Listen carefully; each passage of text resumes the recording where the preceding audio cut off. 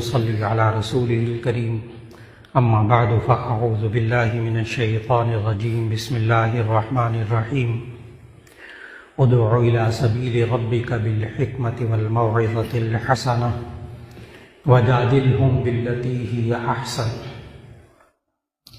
وقال تبارك وتعالى فبما رحمة من الله لنت لهم ولو كنت فظا غليظ القلب لانفضوا من حولك فاعف عنهم واستغفر لهم وشاورهم في الأمر وإذا عزمت فتوكل على الله إن الله يحب المتوكلين صدق الله العظيم۔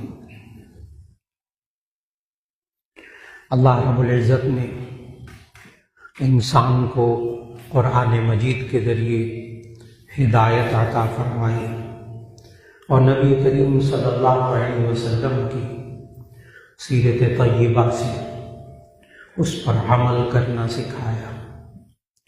اللہ نے انسان کو خیر اور شر کی تمیز سکھائی، حق اور باطل کی تمیز سکھائی، اس انسان کو پہچان سکھائی کہ کس طرح یہ پہچانے کہ یہ بات درست ہے یا غلط ہے، یہ بھی اللہ نے سکھائی۔ اللہ نے اس کے لیے مختلف طریقے ہمیں بتائے۔ یہ انسان، اس کو اللہ نے دل دیا، دماغ دیا، سوچتا ہے، فیصلہ کرتا ہے۔ جب ایک صحابی نے پوچھا یا رسول اللہ صلی اللہ علیہ وسلم مل بر، نیکی کیا ہوتی ہے؟ نبی صلی اللہ علیہ وسلم نے فرمایا مطمئن علیک نفسک، جس پر تیرا جی مطمئن۔ آپ سمجھتے ہیں کہ ٹھیک ہے، آپ کا دل مطمئن ہے، وہ نیکی ہے۔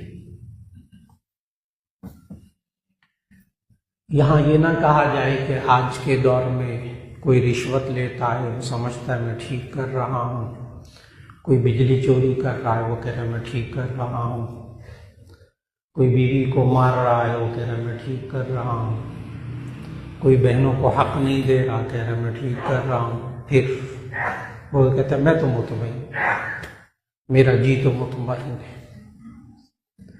تو اس کا جواب یہ ہے کہ یہاں سے بیمار نفس مراد نہیں ہے۔ جو نبی صلی اللہ علیہ وسلم نے فرمایا کہ نیکی کیا ہے، تو جواب میں فرمایا جس پر تیرا نفس مطمئن، مطمئن علیک نفسک، جس پر تیرا نفس مطمئن ہو، جی مطمئن ہو، دل مطمئن ہو۔ تو اس سے مراد تندرست نفس، تندرست دل مراد ہے۔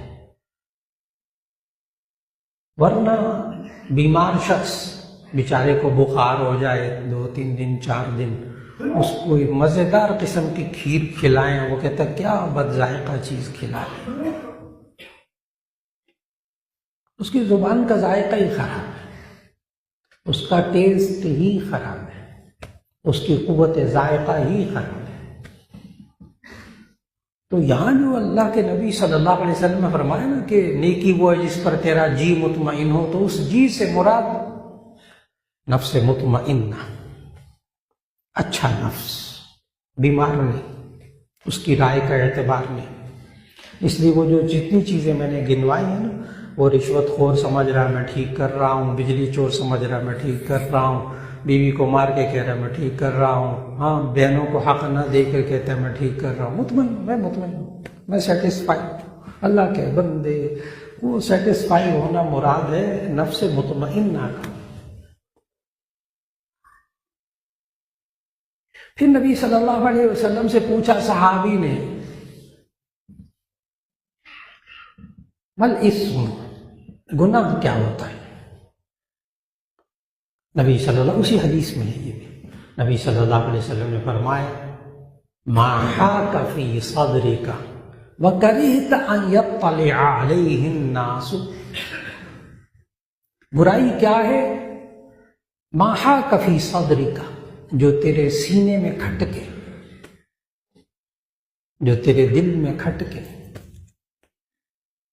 وَكَرِهْتَ أَن يَطَّلِعَ عَلَيْهِ النَّاسُ، اور تو ناپسند کرے اس بات کو کہ وہ بات لوگوں کو پتہ نہ چلے۔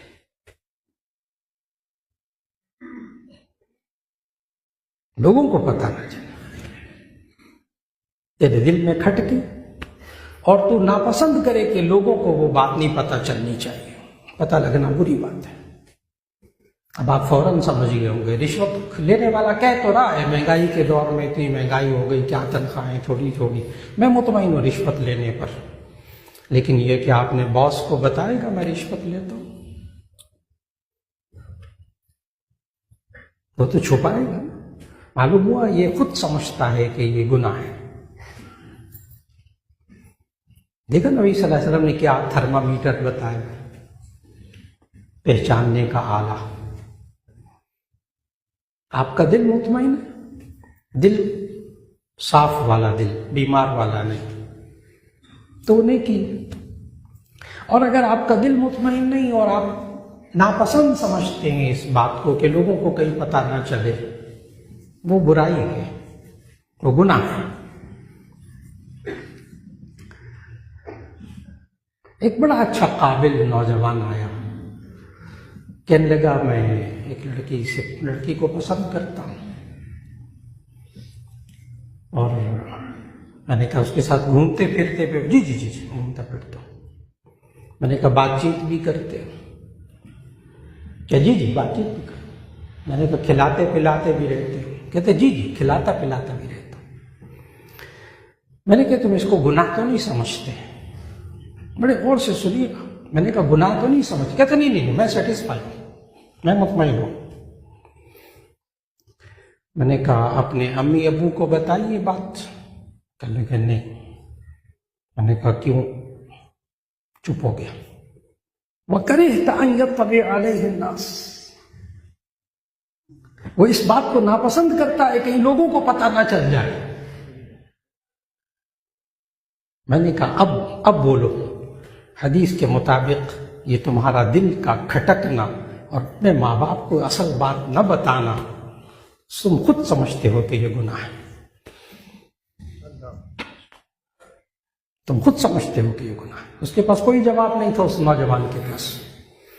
یہ میں ان ذہنوں کو کھولنا چاہتا ہوں جو اپنے آپ کو طفل تسلیاں دے کر گناہ کو گناہ نہیں سمجھنا۔ میں مطمئن، جی نہیں آپ مطمئن نہیں ہیں۔ اگر یہ بجلی چوری کرنے والا سمجھتا ہے کہ میں مطمئن ہوں تو لائن مین سے کیوں چھپاتا ہے اس بات کو؟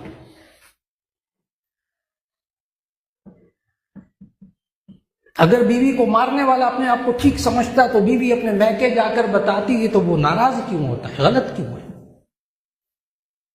معلوم ہے غلط بات۔ یہ اپنے آپ کو جھوٹی تسلی دے کر اس پر شوگر کوٹڈ کر کے، میٹھا لیپ کر کے اپنے آپ کو سمجھتا ہے میں نے اوپر شہد لگا دیا، ابھی اندر سے کڑوا نہیں، حالانکہ خود کڑوا سمجھ رہا ہے۔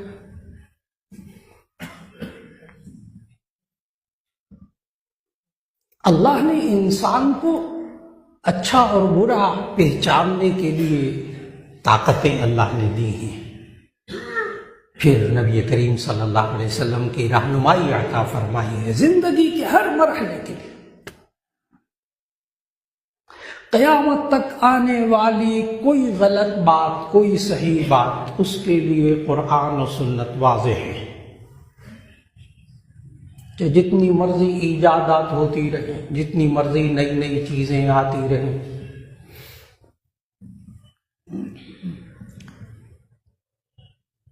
میں آسان مثالیں، دین کتنا زوردار جامع قیامت تک کے لیے، حلال حرام واضح، غلط صحیح واضح ہے۔ مثال دیتا ہوں، نبی صلی اللہ علیہ وسلم کے زمانے میں اینک ہوتی نہیں تھی،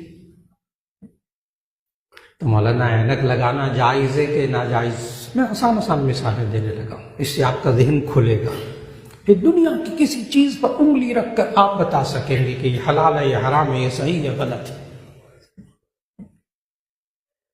تو اینک نبی صلی اللہ علیہ وسلم کے زمانے میں ہوتی رہی، ایجاد ہی نہیں ہوئی تھی، تو میں لگا سکتا ہوں کہ نہیں۔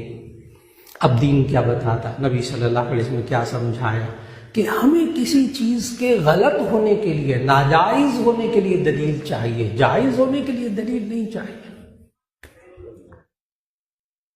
جائز ہونے کے لیے دلیل نہیں چاہیے، ممانعت کی دلیل چاہیے۔ لہذا اینک لگانا جائز، اینک لگانا صحیح ہے کہ غلط ہے؟ صحیح۔ اب میں نے ایک مثال دی آپ کو، اب دنیا کی کوئی چیزیں ایجاد ہوتی رہی قیامت تک نئی نئی چیزیں سامنے آتی رہیں، آپ نے کیا دیکھنا ہے کہ اس کے بارے میں ممانعت تو نہیں؟ اگر ممانعت قرآن و سنت سے معلوم ہو جائے تو وہ ناجائز ہے۔ اب میں ممانعت کی ایک نئی چیز بتانے لگا۔ آئس کا نشہ نبی صلی اللہ علیہ وسلم کے زمانے میں ایجاد ہی نہیں ہوا تھا۔ یہ وہ عجیب و غریب چیز ہے جس کی وجہ سے آج ہمارے بچے اور بچیاں جالوں میں پھنسے ہوئے ہیں، کالج یونیورسٹی میں، اسکولوں میں۔ کوئی چھپی ہوئی ڈھکی بات نہیں ہے۔ آئس کا نشہ، مختلف نشے، اس لیے کہ طلباء اور طالبات آپس میں ایک دوسرے کو اس کے لیے کنوینس کرتے ہیں، ترغیب دیتے ہیں کہ یہ استعمال کرو۔ قیمتی پینوں کی صورت میں ہے، قیمتی ڈبیوں کی صورت میں ہے، مختلف چیزوں کی صورتوں میں آ گئی،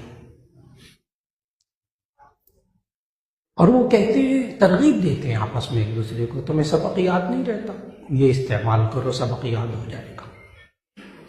تمہارے امتحان کی تیاری میں رات کو نیند آتی ہے، یہ استعمال کرو، نیند نہیں آئے گی، اور جو یاد رکھو گے وہ بہت اچھی طرح یاد رہے گا۔ اور یہ ساری باتیں سچ ہیں، میڈیکلی بالکل درست، بالکل درست۔ جتنے میڈیکل کے طلباء طالبات ہیں، جتنے انجینئرنگ کے طلباء طالبات ہیں، امتحان کے دنوں میں، اب تو حکومتی سطح پر یہ والی فگر ہے نا کہ اب تو 80 سے لے کر 90% طلباء اور طالبات نشے میں مبتلا ہو چکے ہیں۔ یہ حکومت کی فگر ہے، میں کوئی فتویٰ نہیں لگا رہا۔ پریشان ہیں لوگ، پریشان ہیں لوگ۔ اب برائی کہاں سے آئی؟ برائی کہاں سے آئی کہ شروع میں تو وہ ذہنی استعداد میں بھی اضافہ ہو جاتا ہے، شروع میں یادداشت بھی بہت اچھی ہو جاتی ہے، رات کو نیند بھی نہیں آتی، جو یاد رکھتے ہیں وہ یاد بھی رہتا ہے، نمبر بھی اچھے آتے ہیں ایسے بچے اور بچیوں کے۔ لیکن اس کے بعد جب وہ ایک جگہ عادی ہو جاتے ہیں آئس کے نشے کے، پھر اس کے بعد ان کو مقدار بڑھانی پڑتی ہے، کیونکہ جب وہ ایڈکٹ ہو جاتا ہے، عادی ہو جاتا ہے، پھر مقدار ذرا سی بڑھانی پڑتی ہے، ورنہ وہ اس کو پھر نہیں یاد رہتا سبق۔ پھر اس کے بعد اور مقدار بڑھانی پڑتی ہے، پھر اس کے لیے پیسہ چاہیے، پھر وہ چوری کرے گا، پھر وہ خیانت کرے گا، مہنگا ہے نشہ۔ پھر وہ ماں باپ سے پیسے چوری کرے گا، ماں کا زیور چرائے گا، باپ کے پیسے چرائے گا، پھر اس کے بعد وقت گزارے گا، اور جب وہ پڑھ کر ڈگری لے کر فارغ ہوگا تو اس کو چھوڑنا مشکل ہوگا۔ پھر اس کو چھوڑنے کے لیے بہت بڑی ادویات اور بڑا سلسلہ ہے ممکن، علاج 100%۔ لیکن میں آسان سی بات بتا رہا ہوں کہ آئس کا نشہ نبی صلی اللہ علیہ وسلم کے زمانے میں نہیں تھا، اس وقت تو شراب تھی۔ اب شراب حرام ہے، تب علماء نے بتایا کیوں حرام؟ کیونکہ اس میں نشہ ہے، کیونکہ اس میں نشہ ہے۔ لہذا قیامت تک آنے والی ہر وہ چیز جس کے اندر ایسا نشہ ہو جو انسان کی عقل کو ڈھانپ لے، خیر اور شر کی تمیز ختم کر دے، وہ حرام ہے۔ لہذا آئس کا نشہ بھی حرام، 100% حرام۔ یہ میں اب یہ ساری بات بیان کرنے کے بعد کہ خیر اور شر کی تمیز اللہ نے سکھائی ہے، انسان کے اندر اللہ نے قوتیں رکھی ہیں، جس کو آپ ضمیر کہہ دیں، جس کو آپ ذہن کہہ دیں، جس کو آپ نفس کہہ دیں، جس کو آپ جی کہہ دیں، جس کو آپ دل کہہ دیں، اللہ نے انسان کے اندر خیر اور شر کو پہچاننے کے لیے طاقت رکھی ہے۔ اور باہر کی طاقت اللہ نے قرآن اور سننا، قرآن اور سننا، قرآن اور نبی صلی اللہ علیہ وسلم کی سیرت طیبہ۔ اب اصلاح کیسے ممکن ہو؟ اس فتنے کے دور میں جب ہم اپنے بچیوں، گھر والوں کے اندر، اپنے عزیز و قارب کے اندر، اپنے کاروباری دوستوں کے اندر، اپنے دفتر میں ماتحتوں کے اندر اگر برائیاں دیکھیں تو اسی صورت میں اس کی اصلاح کیسے کریں، جو آج کا موضوع ہے۔ کبھی کبھی اصلاح کرنے کے بجائے فساد پیدا ہو جاتا ہے، اور پھر ہم اور پریشان ہوتے ہیں۔ اس لیے ذہن میں رکھیے گا، جس اصلاح سے فساد ہونا تو ذہن میں رکھیے گا وہ اصلاح نہیں ہے، وہ کچھ اور ہے۔ جس اصلاح سے فساد ہو وہ اصلاح نہیں ہے، کچھ اور ہے۔ یہ ہمیں قرآن نے سمجھایا ہے۔ وَإِذَا قِيلَ لَهُمْ لَا تُفْسِدُوا فِي الْأَرْضِ قَالُوا إِنَّمَا نَحْنُ مُصْلِحُونَ، جب ان سے کہا جاتا ہے تم زمین میں فساد مت پھیلاؤ، وہ کہتے ہم تو اصلاح کرنے والے ہیں۔ باطل لوگوں کا اللہ نے ذکر کیا، غلط لوگوں کا جو زمین میں فساد پھیلاتے پھر رہے کہ کیا کر رہے ہیں آپ؟ میں اصلاح کر رہا ہوں، بیوی کو کیوں مارا، میں اس کو سیدھا کر دوں گا۔ کر لیا سیدھا، کر لیا۔ میں نے کہا نا، جہاں اصلاح کے نام پر فساد ہو رہا ہو وہ اصلاح نہیں ہے، کچھ اور ہے۔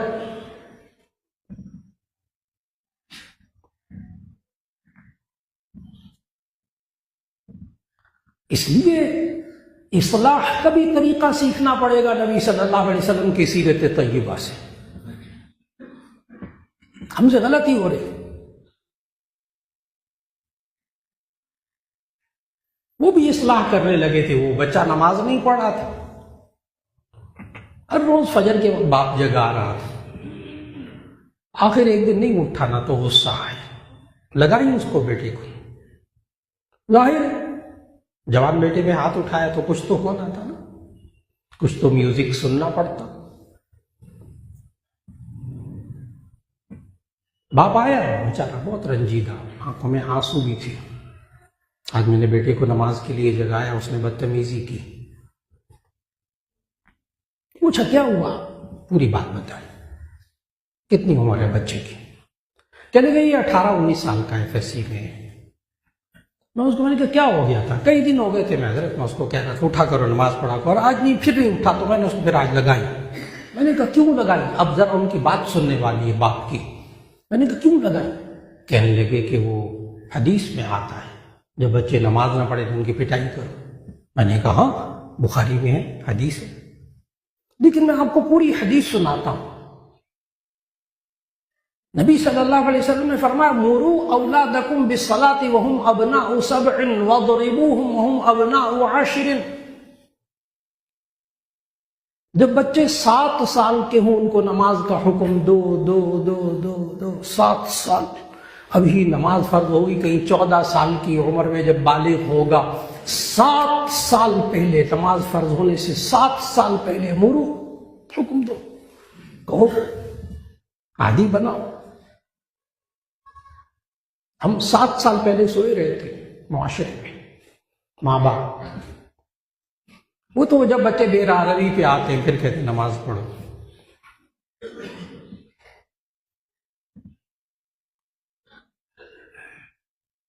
نبی صلی اللہ علیہ وسلم نے فرمایا جب 7 سال کا بچہ اس کو نماز کا حکم دو۔ اب اصلاح کا طریقہ سنیے گا، اور وَاضْرِبُوهُمْ هُمْ أَبْنَاءُ 10، ان کی پٹائی کرو ان بچوں کی جو نماز نہ پڑھے جب وہ 10 سال کے ہوں۔ یہ 10 سال کا بچہ آپ کا کتنا ہوتا ہے؟ آپ کلاس 1 میں داخل کرتے ہیں 5 سال کے بچے کو، ہمارا معاشرہ 5 سال کے بچے کو کلاس 1 میں داخل کرتے ہیں۔ 10 سال کا بچہ کلاس 5 میں ہوتا ہے، 5th کلاس میں،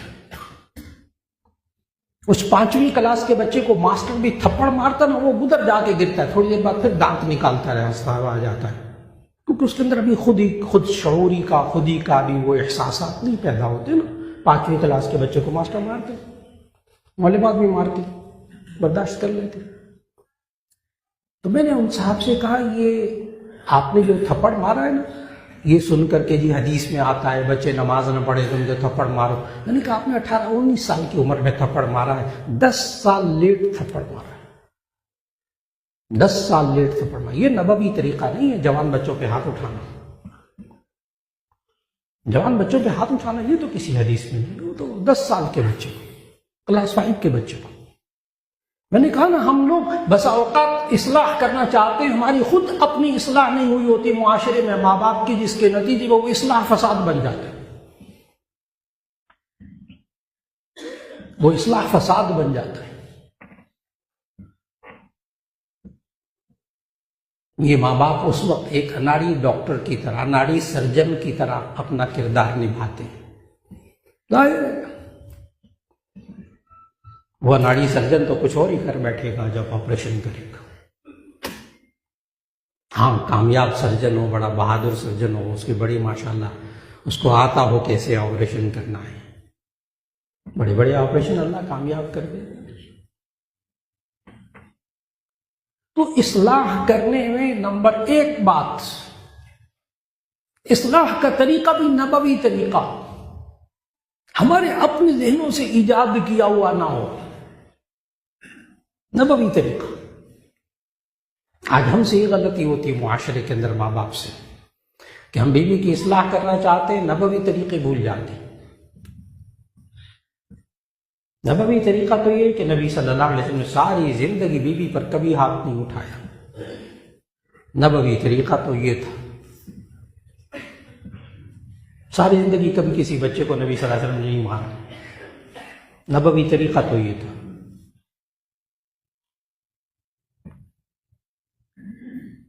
پھر اس طریقے کے اندر نبوی طریقہ ہو تو اصلاح ممکن ہے۔ نبی صلی اللہ علیہ وسلم نے سب سے پہلے تو مزاج سمجھایا۔ بخاری شریف کی حدیث کہ یہ عورت کو نا ٹیڑھی پسلی سے پیدا کیا گیا ہے، اس کا مزاج ٹیڑھا ہے۔ نبی صلی اللہ علیہ وسلم کے اس بخاری شریف کے ارشاد کا ترجمہ سنا رہا ہوں آپ کو کہ یہ جو عورتیں ہیں ان کا مزاج ٹیڑھا ہے، ٹیڑھی پسلی کی طرح، اس کو زور لگا کر سیدھا نہ کرو، یہ ٹوٹ جائے گی، اس کے ٹیڑھے پن کے ساتھ گزارا کرو، ہاں اس کے ٹیڑھے پن کے ساتھ گزارا کرو، اس کا مزاج بتائے، برائی نہیں بتائی عورت کی، مزاج بتائے، مزاج بتائے۔ اور پھر اصلاح کرنے سے کبھی فساد سامنے آئے تو 3 باتوں میں سے ایک بات ہوگی، اگر 3 باتوں کا خیال رکھیں کبھی اصلاح کرنے سے فساد نہیں ہوتا۔ نمبر 1، وہ بات حق ہو، بات حق ہو۔ نمبر 2، طریقہ حق ہو۔ نمبر 3، نیت حق ہو، نیت صحیح ہو۔ وہ بات حق ہو یعنی قرآن و سنت کے مطابق، طریقہ حق ہو، قرآن و سنت کے مطابق طریقہ ہو اصلاح کا۔ یہ بھی بزرگوں سے سیکھنا پڑتا ہے، یہ بھی سیکھنا پڑتا ہے، یہ بھی ایک مزاج ہے، یہ بھی ایک فن ہے، پورا آرٹ ہے۔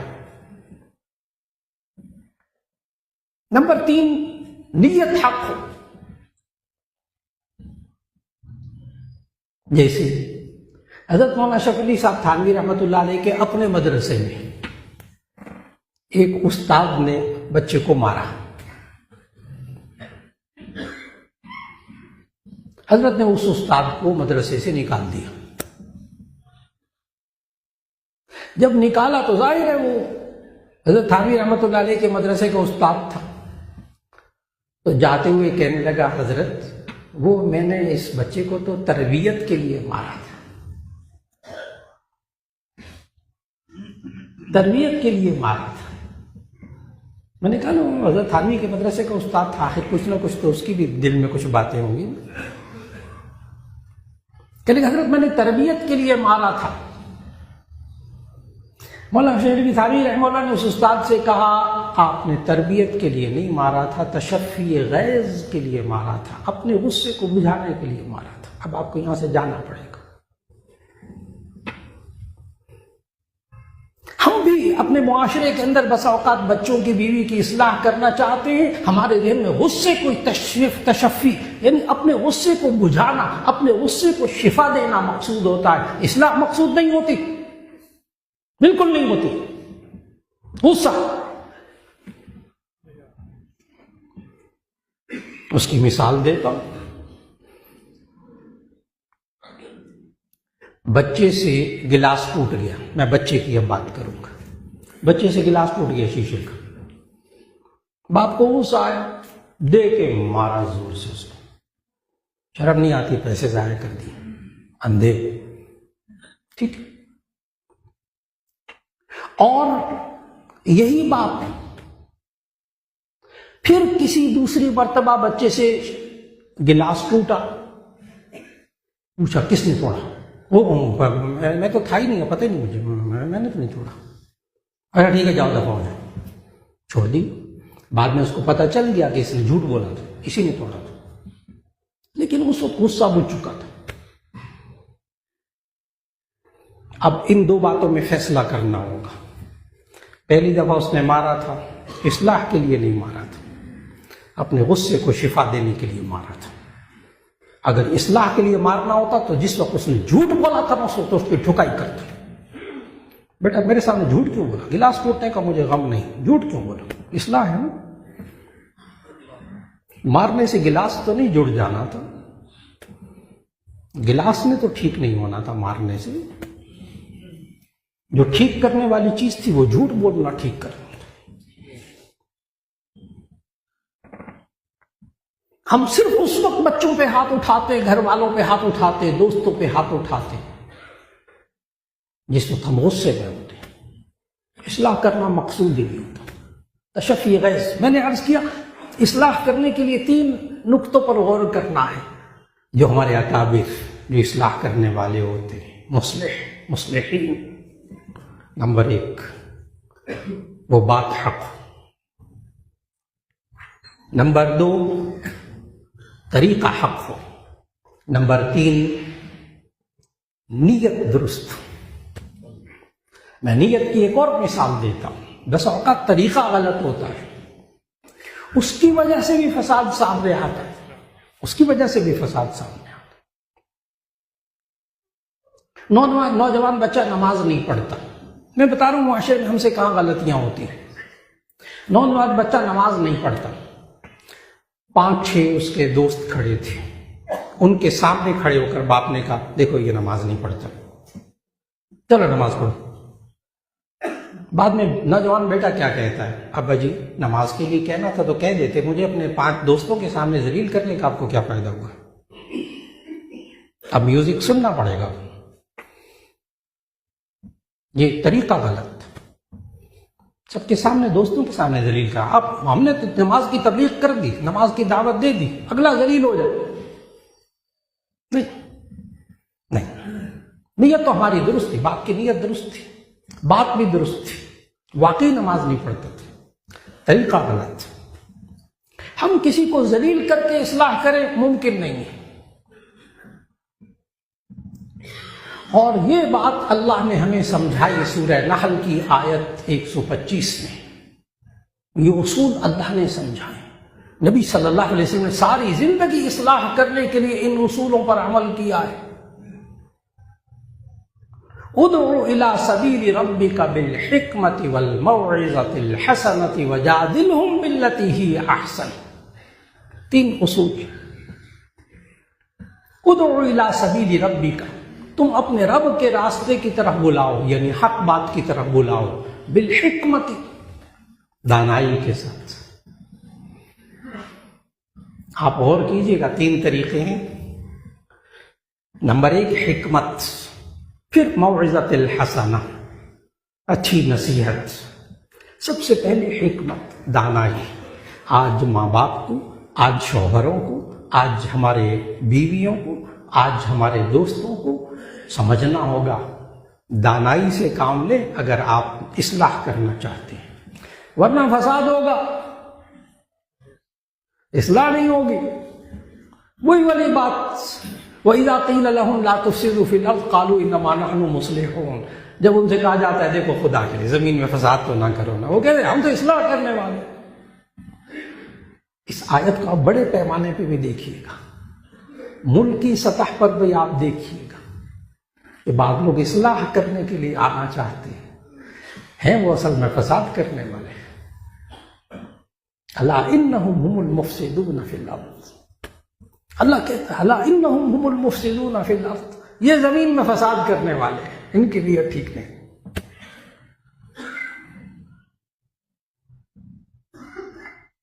نمبر ایک، حکمت اور دانائی سے کام لیجیے اگر آپ اصلاح کرنا چاہتے ہیں۔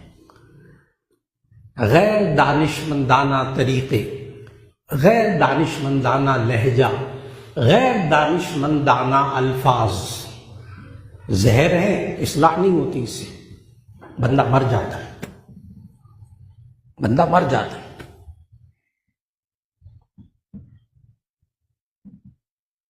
نمبر ایک، حکمت اور دانائی، اصلاح کرنا چاہتے ہیں۔ نمبر دو، اور یہ دانائی نبی صلی اللہ علیہ وسلم نے سکھائی ہے، کس طرح اصلاح کرتے ہیں۔ نمبر دو، والموعظۃ الحسنہ، اچھی نصیحت، اچھی نصیحت، اچھے طریقے سے۔ میں نے سمجھا دیا تھا، ایک دفعہ نصیحت کر دی تھی، ایک دفعہ نہیں، زندگی کے آخری سانس تک، ایک دفعہ سے نہیں ہوتا۔ آپ اپنے شاگرد کو کہہ دیں ایک دفعہ بس، جھوٹ نہ بولو، بس کافی ہے سال کے شروع میں۔ یہ تمہارے حضرت ناظم صاحب سے پوچھے، حضرت محتمی صاحب سے پوچھے، سال کے شروع میں کہتے ہیں موبائل، ٹچ والا موبائل استعمال نہیں کرنا، یا پابندی ہے جامعہ شفیہ میں نا، اینڈرائڈ موبائل استعمال نہیں کر سکتے۔ سال شروع ہونے سے لے کر سال کے اختتام تک حضرت اسی میں لگے رہتے۔ موعظۃ الحسن، یہ کہنا کہ سال کے شروع میں کہہ دیا تھا بس کافی ہے، نہیں، ہمارے طلباء کے لیے تو کافی نہیں ہے، جو 7-8 سال پڑھ کے آئے ان کے لیے بھی کافی نہیں ہے۔ یہ میں یہ کہہ رہا ہوں، بعض لوگ تھک جاتے ہیں نصیحت کرتے کرتے، تھکنا نہیں ہے، تھکنا نہیں ہے، یہ ذرا تھکتے نہیں، لگے نصیحت کرنے، یہ مزاج ہے، نصیحت کرتے رہے، ایک دو دفعہ نہیں، کب تک؟ زندگی کے آخری سانس۔ اللہ ہم سے یہی پوچھے گا تم نے نصیحت کی تھی کہ نہیں کی تھی، اللہ یہ نہیں پوچھے گا یہ مانے تھے کہ نہیں مانے تھے۔ یہ جو ہمارے ذہنوں میں ایک گنجلک آ گئی ہے نا کہ جی مانتے تو ہے نہیں، چھوڑا ہمارے کیا نصیحت کرنی، اللہ کے بندو غلطی ہو گئی، غلطی ہو گئی۔ وہ تو چھوٹے بچے ہوں ان سے منوانا لازم ہے، اپنے ماتحتوں سے منوانا لازم ہے، الا کلکم راع وکلکم مسئول عن رعیتہ، اپنے ماتحتوں سے منوانا لازم ہے، باقی کو تو دین کی بات بتاؤ، اچھی نصیحت کرو کرو کرو، تھکنا نہیں، اگلا مانے یا نہ مانے۔ یہ منوانا تو نبی صلی اللہ علیہ وسلم کی ذمہ داری نہیں تھی۔ قرآن مجید پڑھیے، آیتیں پڑھیے، منوانا تو نبی صلی اللہ علیہ وسلم کی ذمہ داری نہیں تھی۔ آپ منوانے کی پوزیشن میں کیوں آ رہے ہیں؟ اب چونکہ میں منوا نہیں سکتا اس لیے میں کہوں گا بھی نہیں، یہ چونکہ مانتا نہیں ہے اس لیے میں اس کو اچھی نصیحت بھی نہیں کروں گا، بہت بڑی غلطی۔ بیوی مانتی نہیں، مولانا بڑی دفعہ کہا ہے، اللہ کے بندے کہ تھک کیوں گئے، کہتے رہو۔ نماز نہیں پڑھتی بیوی، میں بہت دفعہ کہہ چکا ہوں، تھک گئے کہہ کے، نہ پڑھے، آپ کہتے تو رہے۔ اللہ یہ پوچھے گا